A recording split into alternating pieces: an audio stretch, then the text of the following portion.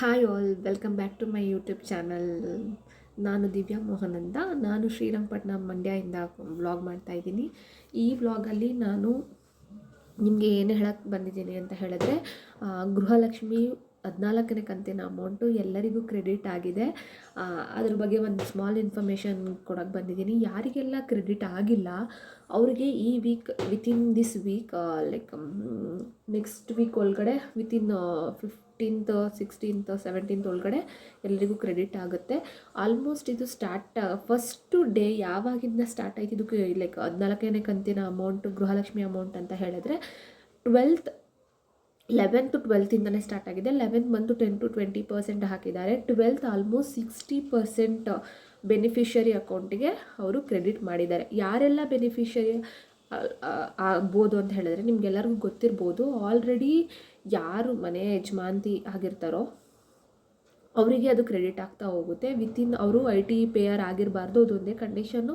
ಅದು ಬಿಟ್ಟರೆ ಲೈಕ್ ಅವರು ಸ್ಯಾಲ್ರಿಡ್ ಪರ್ಸನ್ನೇ ಆಗಿರಲಿ, ಯಾವ ಪರ್ಸನ್ನೇ ಆಗಿರಲಿ, ವಿತಿನ್ ಲೈಕ್ ಒಂದು ಲಿಮಿಟ್ಸ್ IT ಸ್ಲ್ಯಾಬಲ್ಲಿ ಯಾರ್ಯಾರು ಬರೋದಿಲ್ಲ ಆ ಎಲ್ಲ ಮನೆ ಹೆಣ್ಮಕ್ಳಿಗೂ ಬಂದೇ ಬರುತ್ತೆ. ಲೈಕ್ ಯಾರು ಮೇಯ್ನ್ ಅಲ್ಲಿ ಮನೆದು ಮುಖ್ಯಸ್ಥೆ ಅಂತ ಇರ್ತಾರೋ ಆ ಒಂದು ಪರ್ಸನಿಗೆ ಅದು ಕ್ರೆಡಿಟ್, ಅಕೌಂಟಿಗೆ ಅದು ಕ್ರೆಡಿಟ್ ಆಗ್ತಾ ಹೋಗುತ್ತೆ. ಇಲ್ಲೆಲ್ಲಾದರೂ ಒಂದು ಇಮೇಜ್ ಹಾಕಿರ್ತೀನಿ. ಇದು ನನಗೆ ಅಪ್ಲಿಕೇಬಲ್ ಆಗೋದಿಲ್ಲ, ನನಗೆ ಯಾವುದೇ ರೀತಿಯಾದಂಥ ಗೃಹಲಕ್ಷ್ಮಿ ಅಮೌಂಟ್ ಬರೋದಿಲ್ಲ. ಬಟ್ ನನಗೆ ನನ್ಗೆ ಗೊತ್ತಿರೋರೊಬ್ಬರ ಹತ್ರ ನಾನು ಶೇರ್ ಮಾಡ್ಕೊಂಡಿದ್ದೀನಿ ಕಂಟೆಂಟ್ಗೋಸ್ಕರ. ಅದನ್ನು ಲೈಕ್ ಪಿಕ್ಚರ್ ಹಾಕೋಕ್ಕೆ ನಿಮಗೆ ತೋರಿಸೋಣ, ಅದು ಪೇಮೆಂಟ್ ಪ್ರೂಫ್ನ ಅಂತ ಹೇಳಿಬಿಟ್ಟು. ಏನಕ್ಕೆ ಅಂತ ಹೇಳಿದ್ರೆ, ಲೈಕ್ ಅದು ಹೇಗೆ ನಮ್ಗೆ ಗೊತ್ತಾಗುತ್ತೆ ನಮ್ಗೆ ಅಮೌಂಟ್ ಬಂದಿದೆಯಲ್ವ ಅಂದರೆ, ನಿಮಗೆ ಆಫ್ಕೋರ್ಸ್ ಮೆಸೇಜ್ ಬರುತ್ತೆ ಬ್ಯಾಂಕ್ಗೆ ಈ ಥರ 2000 ರೂಪೀಸ್ ಕ್ರೆಡಿಟ್ ಆಗಿದೆ ಅಂತ ಹೇಳಿಬಿಟ್ಟು. ನೀವು ಹೋಗ್ಬಿಟ್ಟು ನಿಮ್ಮ ಅಕೌಂಟ್ ಚೆಕ್ ಮಾಡ್ಬೋದು, ಆರ್ ಎಲ್ಸ್ ನಿಮ್ಮ ನಿಮ್ಮದು ಮೆಸೇಜ್ನ ಚೆಕ್ ಮಾಡ್ಬೋದು. ಅಲ್ಲಿ ನಿಮಗೆ ಅಕೌಂಟ್ ಲೈಕ್ ಕ್ರೆಡಿಟ್ ಆಗಿರೋದು ಮೆಸೇಜ್ ಕನ್ಫರ್ಮೇಷನ್ ಅಂತೂ ಬಂದಿರುತ್ತೆ. ಏನಕ್ಕೆ ಈ ಸಮಯದಲ್ಲಿ ಹಾಕಿದ್ದಾರೆ 14th ಇನ್ಸ್ಟಾಲ್ಮೆಂಟ್ನ ಅಂತ ಹೇಳಿದ್ರೆ, ಮೇ ಬಿ ಅವ್ರದ್ದೊಂದು ಸ್ಟ್ರಾಟಜಿ ಆಗಿರ್ಬೋದು. ಇವಾಗ ಉಪಚುನಾವಣೆ ಬರ್ತಾಯಿದೆ ಕರ್ನಾಟಕದಲ್ಲಿ ಅಂತ ಎಲ್ಲರಿಗೂ ಗೊತ್ತಿದೆ. ಕೆಲವು ಕಡೆ ಮತ್ತೆ ರೀಎಲೆಕ್ಷನ್ ಆಗ್ತಾಯಿದೆ, ಉಪಚುನಾವಣೆ. ಅದರಿಂದ ಮೇ ಬಿ ಈ ಅಮೌಂಟು ಹಾಕೋದು ಇಂಪ್ಯಾಕ್ಟ್ ಆಗ್ಬೋದು ಕೆಲವೊಂದು ಮೈಂಡ್ಸೆಟ್ಗೆ. ಓಕೆ, ಅವರು 5 ಗ್ಯಾರಂಟೀಸ್ ಕೊಟ್ಟಿದ್ದರು ಫಸ್ಟ್ ಎಲೆಕ್ಷನಲ್ಲಿ. ಆ ಎಲೆಕ್ಷನಲ್ಲಿ 5 ಗ್ಯಾರಂಟೀಸಲ್ಲಿ ಅವರು ಎಲ್ಲ ಗ್ಯಾರಂಟೀಸ್ನೂ ಇಲ್ಲಿ ತನಕನೂ ನಡೆಸ್ಕೊಂಡೇ ಬರ್ತಿದ್ದಾರೆ, ಯಾವುದನ್ನು ಅವರು ಡಿನೇ ಮಾಡಿಲ್ಲ. ಆ ಗ್ಯಾರಂಟಿ ಮೇ ಬಿ ಕೆಲವ್ರಿಗೆ ಯೂಸ್ ಆಗಿರ್ಬೋದು, ಮೇ ಬಿ ಕೆಲವ್ರಿಗೆ ಇದು ಏನಕ್ಕೆ ಕೊಟ್ಟರು ಅಥವಾ ಕೊಡಬಾರ್ದಿತ್ತು ಅನಿಸಿರ್ಬೋದು. ನನಗೂ ಲೈಕ್ ನಾನು ಯಾರು ಲೈಕ್ ಇವ್ರು ಕೊಟ್ಟಿದ್ದು ತಪ್ಪ ಸರಿನಾ ಅಂತ ಹೇಳ್ತಿಲ್ಲ. ಬಟ್ ಕೆಲವ್ರಿಗೆ ಈ ಕೆಲವ್ರು ಅನ್ಕೋಬೋದು 2000 ಕೊಟ್ಟು ಎಲ್ಲರನ್ನೂ ಲೈಕ್ ಇನ್ನೂ ಲೇಸಿ ಮಾಡ್ತಿದ್ದಾರೆ, ಅದರಿಂದ ಏನೂ ಡೆವಲಪ್ಮೆಂಟ್ ಆಗ್ತಿಲ್ಲ, ಎಲ್ಲರೂ ಇದನ್ನು ಡಿಸ್ಅಡ್ವಾಂಟೇಜಾಗೆ ಕನ್ಸಿಡರ್ ಮಾಡ್ತಿದ್ದಾರೆ ಅಂತ ಹೇಳಿಬಿಟ್ಟು. ಬಟ್ ನನ್ನ ಅನಿಸಿಕೆ ಪ್ರಕಾರ ಕೆಲವೊಬ್ಬರಿಗೆ ಪೇರೆಂಟ್ಸ್ ಇರ್ತಾರೆ, ಒಬ್ಬರು ತುಂಬ ವಯಸ್ಸಾಗಿರುತ್ತೆ, ಅವರಿಗೆ ಯಾರೂ ನೋಡ್ಕೊಳ್ಳೋರೇ ಇರೋದಿಲ್ಲ, ಅವ್ರಿಗೇನು ಕೆಲಸನೂ ಮಾಡೋಕ್ಕಾಗೋದಿಲ್ಲ ಅನ್ನೋರಿಗೆ ಇದು ತುಂಬಾ ಯೂಸ್ ಆಗುತ್ತೆ. ಲೈಕ್ ಯಾರು ಟೇಕ್ ಕೇರ್ ಇಲ್ಲ, ತುಂಬ ಅವರು ಕೆಲಸಕ್ಕೂ ಅವ್ರಿಗೆ ಪ್ರಾಪರ್ ಇನ್ಕಮ್ ಅನ್ನೋದೇ ಇರೋದಿಲ್ಲ. ಹಾಗೆ ಈ 2000 ಅಮೌಂಟ್ ಅನ್ನೋದು ಅವ್ರಿಗೆ ಯೂಸ್ಫುಲ್ ಆಗುತ್ತೆ. ಆ್ಯಂಡ್ ಆಲ್ಸೋ ಯಾರು ಲೈಕ್ ಬರೀ ಡಿಪೆಂಡೆನ್ಸಿ ಆಗಿರ್ತಾರೆ, ಒಂದು ಫ್ಯಾಮಿಲಿ ಮೆಂಬರ್ಸು ಅರ್ನಿಂಗ್ ಪರ್ಸನ್ ಮೇಲೆ ಡಿಪೆಂಡೆನ್ಸಿ ಆಗಿರ್ತಾರೆ, ಆ ಹೆಣ್ಮಕ್ಳಿಗೆ ತನ್ನ ಸ್ವಂತ ಖರ್ಚಿಗೋಸ್ಕರನೂ ಅಥವಾ ತನ್ನ ಸ್ವಂತ ಸೇವಿಂಗ್ಸ್ ಅಂತಲೂ ಏನೂ ಮಾಡ್ಕೊಳಕ್ಕಾಗ್ತಿರಲ್ಲ. ಈ 2000 ಅಮೌಂಟಿಂದ ಅವರು ತನ್ನ ಸ್ವಂತ ಖರ್ಚಿಗಾದರೂ ಬಳಸ್ಕೊಳ್ಬೋದು. ಮನೆಯ ಒಂದು ಲೈಕ್ ಏನಾದರೂ ಒಂದು ಪರ್ಸೆಂಟ್ ಆದ್ರೂ ಇದರಿಂದ ಕಾಂಟ್ರಿಬ್ಯೂಷನ್ ಮಾಡ್ಬೋದು, ಅದು ಹೆಲ್ಪ್ಫುಲ್ ಆಗಿರುತ್ತೆ. ಅವ್ರು ಲೈಕ್ ಸೇವಿಂಗ್ಸ್ ಮಾಡ್ಕೊಳ್ಬೋದು, ಇಲ್ಲ ಮನೆಗೆ ಅವ್ರದ್ದು ಫ್ಯಾಮಿಲಿಗೆ ಸ್ವಲ್ಪ ಹೆಲ್ಪ್ಫುಲ್ ಆಗೋ ಥರ ಈ ಅಮೌಂಟ್ನ ಯುಟಿಲೈಸ್ ಕೂಡ ಮಾಡ್ಕೊಳ್ಬೋದು. ಅದರಿಂದ ಲೈಕ್ ನಾವು ಹೇಗೆ ಬಳಸ್ಕೊಳ್ತೀವಿ ಅದ್ರ ಮೇಲೆ ಡಿಪೆಂಡ್ ಆಗಿರುತ್ತೆ ಹೊರತು 2000 ಈಗ ಸರ್ಕಾರದಿಂದ ಕೊಟ್ಟ ತಕ್ಷಣ ಅದು ಡಿಸ್ಅಡ್ವಾಂಟೇಜ್ ಆಗುತ್ತೆ, ಅದರಿಂದ ನಮಗೆಲ್ಲ ಲೇಸಿ ಆಗಿಬಿಡ್ತೀವಿ, ಆ ಥರ ಏನಿಲ್ಲ. ನಮ್ಮ ಮೈಂಡ್ ಸೆಟ್ಟು, ನಮ್ಮ ಮನಸ್ಥಿತಿ ಹೇಗಿರುತ್ತೋ ಹಾಗೆ ನಮ್ಮ ಮನೆ ಸ್ಥಿತಿನೂ ಹಾಗೇ ಇರುತ್ತೆ ಅಂತ ಅಂದ್ಕೊಳ್ತೀನಿ. ಇವಾಗ ನಾವು ಹೇಗೆ ಮೈಂಡ್ ಸೆಟ್ ಮಾಡಿಕೊಂಡು ಅದನ್ನು ನಾವು ಖರ್ಚು ಮಾಡಬೇಕಾ ಅಥವಾ ಒಂದು ಪ್ರಾಪರ್ ವೇಯಲ್ಲಿ ಯುಟಿಲೈಸ್ ಮಾಡಬೇಕಾ, ಏನು ಮಾಡಬೇಕು ಅನ್ನೋದು ನಮ್ಮ ಕೈಲೇ ಇರುತ್ತೆ. ಯಾರದೇ ಆದಂತಹ ಡಿಸಿಷನ್ ಇಲ್ಲಿ ಇಂಪ್ಯಾಕ್ಟ್ ಆಗೋದಿಲ್ಲ, ನಮ್ಮ ಡಿಸಿಷನ್ನೇ ಆಗಿರೋದ್ರಿಂದ ಇದು ನಮಗೆ ಲೈಕ್ ಲೈಕ್ ಒಂದು 60-70% ಮೆಂಬರ್ಸಿಗೆ ಇದು ಯುಟಿಲೈಸೇ ಆಗಿರುತ್ತೆ. ಇನ್ನು 30% ಮೆಂಬರ್ಸು ಲೈಕ್ ಅದು ಹೇಗೆ ಅವರು ಯುಟಿಲೈಸ್ ಮಾಡ್ತಿದ್ದಾರೆ ಇಲ್ವ ಅಂತ ನಂಗೆ ಗೊತ್ತಿಲ್ಲ. ಬಟ್ 100% ಅಂತ ಅಶ್ಯೂರ್ ಆಗಿ ಹೇಳೋಕ್ಕಾಗೋದಿಲ್ಲ ಅಲ್ವಾ. ಅದಕ್ಕೋಸ್ಕರ ನಾನು 60-70% ಇದು ಯುಟಿಲೈಸ್ ಒಳ್ಳೆ ರೀತಿಯಲ್ಲೇ ಯುಟಿಲೈಸ್ ಮಾಡ್ಕೊಳ್ಬೋದು. ಯಾರಿಗೆಲ್ಲ ಬೆನಿಫಿಟ್ ಆಗಿ ಬರ್ತಿದೆ ಈ ಅಮೌಂಟು. ಲೈಕ್ ಸರ್ಕಾರಕ್ಕೂ ಕೂಡ ಅದು ಲೈಕ್ ಬೇರೆ ಬೇರೆ ಈ ಸರ್ಕಾರ ಓಕೆ ನಾವು ಇಷ್ಟೆಲ್ಲ 5 ಗ್ಯಾರಂಟೀಸ್ ಕೊಟ್ಟಿದ್ವಿ, ನಾವು ಉಪಚುನಾವಣೆಯಲ್ಲೂ ನಮಗೆ ವೋಟ್ ಹಾಕಿ ಗೆಲ್ಲಿಸಿ ಅನ್ನೋದಕ್ಕೋಸ್ಕರ ಅನ್ನೋ ಒಂದು ಥಾಟ್ ಇಟ್ಕೊಂಡು ಮೇ ಬಿ ಇವಾಗ ಇನ್ಸ್ಟಾಲ್ಮೆಂಟ್ನ ಅವರು ಇದು ಮಾಡಿರ್ಬೋದು, ರಿಲೀಸ್ ಮಾಡಿರ್ಬೋದು ಈ ಇನ್ಸ್ಟಾಲ್ಮೆಂಟ್ ಇದೇ ವೇಳೆಯಲ್ಲಿ. ಬಟ್ ಬೇರೆಯವರು ಇದರಿಂದ ಹೆಲ್ಪ್ಫುಲ್ ಆಗುತ್ತೆ, ನಾವು ಇದನ್ನು ಕೊಡ್ತೀವಿ ಅನ್ನೋದಕ್ಕೋಸ್ಕರ ಏನದು ನಾವೆಲ್ಲ ಗ್ಯಾರಂಟೀಸ್ನು ಕೊಡ್ತಿದ್ದೀವಿ ಅನ್ನೋದು ಒಂದು ರಿಮೈಂಡರ್ಗೋಸ್ಕರ ಇದನ್ನು ಮಾಡ್ತಾ ಇರ್ಬೋದು. ಬಟ್ ಬೇರೆ ಪಕ್ಷದವ್ರು ಏನಂತಿದ್ದಾರೆ ಅಂತ ಹೇಳಿದ್ರೆ ಲೈಕ್ ಅಂದ್ಕೊಳ್ತಿದ್ದಾರೆ ಅಂದರೆ ಇದರಿಂದ ಅಭಿವೃದ್ಧಿ ಎಲ್ಲ ಕುಗ್ಗೋಗಿದೆ, ಲೈಕ್ ಕರ್ನಾಟಕ ದಿವಾಳಿ ಆಗಿಬಿಡುತ್ತೆ. ಅಪೋಸಿಟ್ ಪಾಲಿಟಿಷಿಯನ್ಸ್ ಇರ್ತಾರಲ್ಲ ಅವರೆಲ್ಲ ಏನಂತ ಹೇಳ್ತಿದ್ದಾರೆ ಅಂತ ಹೇಳಿದ್ರೆ ಇದರಿಂದ ಬೇರೆ ಬೇರೆ ಅಭಿವೃದ್ಧಿ ಕಾರ್ಯಗಳು ನಿಂತೋಗ್ತಿದೆ, ಅದಕ್ಕೆ ಬಿಗ್ ಇಂಪ್ಯಾಕ್ಟ್ ಆಗ್ತಿದೆ, ಇದರಿಂದ ಯಾವುದೇ ರೀತಿ ಯೂಸ್ ಇಲ್ಲ, ಇನ್ನು ಜನಗಳಿಗೆ ಅದು ಡಿಸ್ಅಡ್ವಾಂಟೇಜ್ ಆಗ್ತಿದೆ. ಯಾರು ಲೈಕ್ ಇವಾಗ ಗೃಹಲಕ್ಷ್ಮಿ ಅಲ್ಲದೆ bus ticket free for women's ಅಂತ ಮಾಡಿದ್ರು, ಅದರಿಂದ ಲೈಕ್ ಎಲ್ಲಿಗೆ ಬೇಗ ಲೈಕ್ ಅದರಿಂದನೂ ತುಂಬ ಲಾಸ್ ಆಯಿತು ಗೌರ್ನಮೆಂಟ್ಗೆ, ಪರ್ಟಿಕ್ಯುಲರ್ಲಿ KSRTC ಡಿಪಾರ್ಟ್ಮೆಂಟ್ಗೆ ಲಾಸ್ ಆಗ್ತಿದೆ. ಅದನ್ನ ಬೇರೆ ಅಭಿವೃದ್ಧಿ ಅಮೌಂಟ್ನ ತೊಗೊಂಡೋಗ್ಬಿಟ್ಟು ಇಲ್ಲಿ ಗ್ಯಾರಂಟೀಸ್ನ ಫುಲ್ಫಿಲ್ ಮಾಡ್ತಿದ್ದಾರೆ.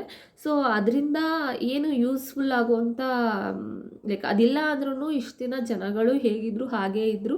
ಈ ಗ್ಯಾರಂಟೀಸು, ಈ ಫ್ರೀ ಅನ್ನೋ ಗ್ಯಾರಂಟೀಸಿಂದ ಏನು ಜನಗಳ ಮೆಂಟಾಲಿಟಿ ಅಥವಾ ಅವರ ಪರಿಸ್ಥಿತಿಗಳು ಅಥವಾ ಎಕನಾಮಿಕಲಿ ಏನು ಗ್ರೋ ಆಗ್ತಿಲ್ಲ, ಮೇನ್ಲಿ ಎಕನಾಮಿಕಲಿ ಏನೂ ಅದು ಇಂಪ್ಯಾಕ್ಟ್ ಆಗ್ತಿಲ್ಲ, ಯುಟಿಲೈಸ್ ಅಂತೂ ಆಗ್ತಿಲ್ಲ ಅಂತ.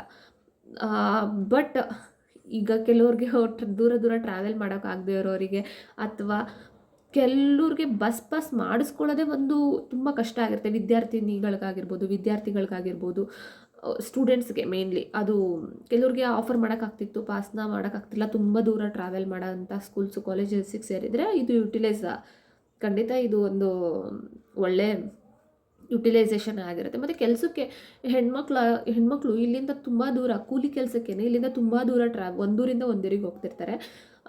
ಆವಾಗ ಅದು ಅಫ್ಕೋರ್ಸ್ ಡೈಲಿ ಬಸ್ ಚಾರ್ಜ್ ಕೊಟ್ಟು ಅವ್ರು ಏನು ದುಡಿತಾರೆ ಅದರಿಂದನೇ ಬಸ್ ಚಾರ್ಜ್ ಪೇ ಮಾಡಬೇಕಾಗಿತ್ತು.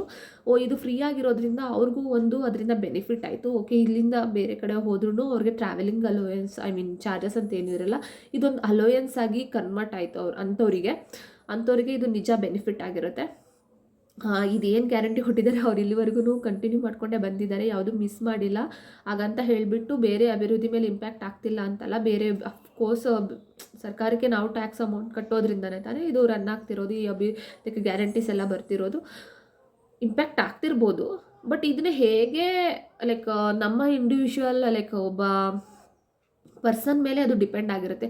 ಓಕೆ, ನಾನು ಫ್ರೀ ಕೊಟ್ಟಿದ್ದಾರೆ ಅಂತ ಎವ್ರಿ ಡೇ ಹೋಗ್ತಾನೆ ಇದ್ದರೆ ಅದು ನನಗೂ ಖರ್ಚು, ನನ್ನ ಮನೆಗೂ ಅದು ಇಂಪ್ಯಾಕ್ಟ್ ಆಗುತ್ತೆ.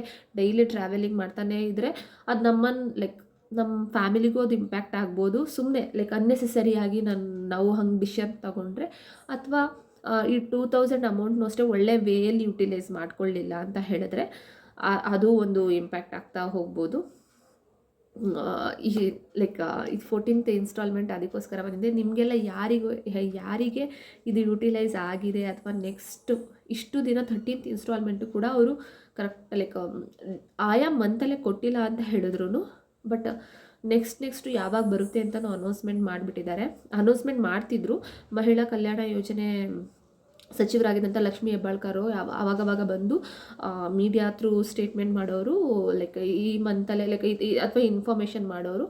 ಏನಕ್ಕೆ ಅದು ಒನ್ ಡೇಯಲ್ಲೇ ಎಲ್ಲರಿಗೂ ಒಂದೇ ಸಲ ಟ್ರಾನ್ಸಾಕ್ಷನ್ ಆಗಲ್ಲ ಅಂದರೆ ಲೈಕ್ ತುಂಬ ಜನಕ್ಕೆ ಇಟ್ಸ್ ಒನ್ ಶಾಟ್ ಪೇಮೆಂಟ್ ಥರ ಮಾಡೋಕ್ಕಾಗಲ್ಲ ಅಲ್ವಾ. ಲೈಕ್ ತುಂಬ ಜನ ಇರ್ತಾರೆ, ಅದರಿಂದ ಲೈಕ್ ಕ್ಯಾಟಗರೈಸ್ ಮಾಡಿರ್ತಾರೆ. ಓಕೆ, ಈ ಸೆಕ್ಟರ್ ಅಥವಾ ಈ ಒಂದು ಜಿಲ್ಲೆ ಮಹಿಳೆಯರಿಗೆ ಇಷ್ಟು ಒಂದು ಲೈಕ್ ಗ್ರೂಪಿಂಗ್ ಮಾಡಿಕೊಂಡು ಮೇ ಬಿ ಅದಕ್ಕೆ ಲೈಕ್ ಟ್ರಾನ್ಸಾಕ್ಷನ್ಗೆ ಏನು ಇಂಪ್ಯಾಕ್ಟ್ ಆಗದೆ ಇರೋ ಥರ ಇಷ್ಟು ಟ್ರಾನ್ಸಾಕ್ಷನ್ ಈ ಡೇಯಲ್ಲಿ ಮುಗಿಸ್ಬೇಕು, ನೆಕ್ಸ್ಟು ಟ್ರಾನ್ಸಾಕ್ಷನು ಈ ಡೇಯಲ್ಲಿ ಮುಗಿಸ್ಬೇಕು ಅಂತ ವಿತಿನ್ 1 ವೀಕ್ 1 to 7 ಡೇಸ್ ಒಳಗಡೆ ಅವರು ಇಡೀ ಕರ್ನಾಟಕ ರಾಜ್ಯ ಮಹಿಳೆ ಯಾರು ಬೆನಿಫಿಷರಿ ಇದ್ದಾರೆ ಗೃಹಲಕ್ಷ್ಮಿಗೆ ಅವರಿಗೆಲ್ಲ ಅವರು ಅಮೌಂಟ್ನ ಪೇ ಮಾಡ್ತಿದ್ದಾರೆ. ಅಫ್ಕೋರ್ಸ್ ಇದು 14th ಇನ್ಸ್ಟಾಲ್ಮೆಂಟ್ ಏನಿತ್ತು ಅದೆಲ್ಲರಿಗೂ ರಿಸೀವ್ ಆಗಿದೆ ಅಂತ ಅಂದ್ಕೊಳ್ತೀನಿ. ಯಾರಿಗೆಲ್ಲ ರಿಸೀವ್ ಆಗಿದೆ ಮೆಸೇಜ್ ಇಲ್ಲಿ ಟೆಕ್ಸ್ಟ್ ಕಮೆಂಟ್ ಮಾಡಿ ಈ ವಿಡಿಯೋ ನೋಡಿದವರೆಲ್ಲ.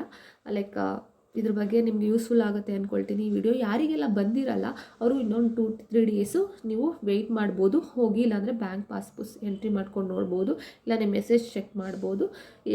ನಿಮ್ಮದು ಏನಾದರೂ ಆನ್ಲೈನ್ ಬ್ಯಾಂಕಿಂಗ್ ಆ್ಯಪ್ ಇದ್ದರೆ ಅದ್ರ ಥ್ರೂ ನೀವು ಪಾಸ್ಬುಕ್ ಸ್ಟೇಟ್ಮೆಂಟ್ನ ನೋಡ್ಕೊಳ್ಬೋದು.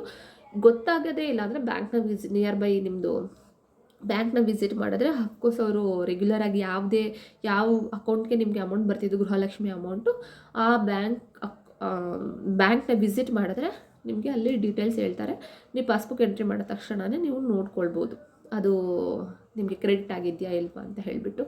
ಐ ಥಿಂಕ್ ಈ ವಿಡಿಯೋ ನಿಮಗೆ ಹೆಲ್ಪ್ಫುಲ್ ಆಗಿರುತ್ತೆ, ಇನ್ಫಾರ್ಮೇಟಿವ್ ಆಗಿರುತ್ತೆ ಅಂತ ಹೇಳಿಬಿಟ್ಟು ಅಂದ್ಕೊಳ್ತೀನಿ. ಯಾವುದೇ ಜಾಬ್ಗಾಗಿರಲಿ ನಾನು ಒಂದೇ ಒಂದು ಇನ್ಫಾರ್ಮೇಷನ್ ಕೊಡೋಕ್ಕೆ ಇಷ್ಟಪಡ್ತೀನಿ. ಯಾವುದಾದ್ರೂ ನಿಮಗೆ ಜಾಬ್ ಕೊಡಿಸ್ತೀನಿ ಅಥವಾ ಜಾಬಿಗೆ ಸೇರ್ಕೊಳ್ಳಿ ಅಂತ ಹೇಳಿಬಿಟ್ಟು ದುಡ್ಡು ಕೊಡಿ, ಇಷ್ಟು ಫಸ್ಟ್ ನೀವೇ ಪೇಮೆಂಟ್ ಮಾಡಬೇಕಾಗಿರುತ್ತೆ, ಆಮೇಲೆ ನಿಮಗೆ ಜಾಬ್ ಸಿಗುತ್ತೆ ಅಂತ ಹೇಳೋದಕ್ಕೆ ಖಂಡಿತ ಆ ಥರದಕ್ಕೆ ಅಪ್ಲೈ ಮಾಡಿಬಿಡಿ. ಅದೆಲ್ಲ ಫೇಕ್ ಇರುತ್ತೆ.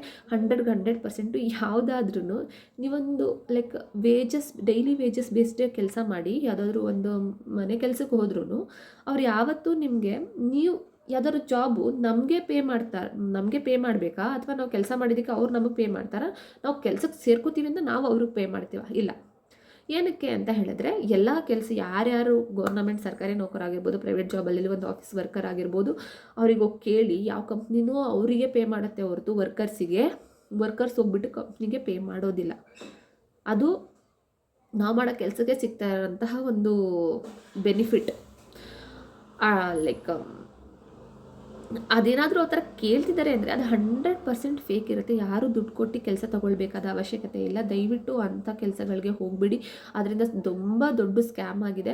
ಲೈಕ್ ನನಗೆ ಗೊತ್ತಿರೋರಿಗೆ ಒಂದು ಸ್ಕ್ಯಾಮ್ ಆಗಿತ್ತು ಈ ಆನ್ಲೈನ್ ಥ್ರೂ. ಅದನ್ನು ನೆಕ್ಸ್ಟ್ ವೀಡಿಯೋದಲ್ಲಿ ಹಂಚ್ಕೊಳ್ಳೋಕೆ ಇಷ್ಟಪಡ್ತೀನಿ. ದಯವಿಟ್ಟು ಅಂಥ ಜಾಬ್ಗಳಿಗೆ ಸೇರ್ಕೊಬೇಡಿ, ಲೈಕ್ ಹೋಗಬೇಡಿ. ಅಷ್ಟನ್ನು ಹೇಳೋಕ್ಕೆ ಇಷ್ಟಪಡ್ತೀನಿ ಈ ವಿಡಿಯೋದಲ್ಲಿ. Thank you for watching.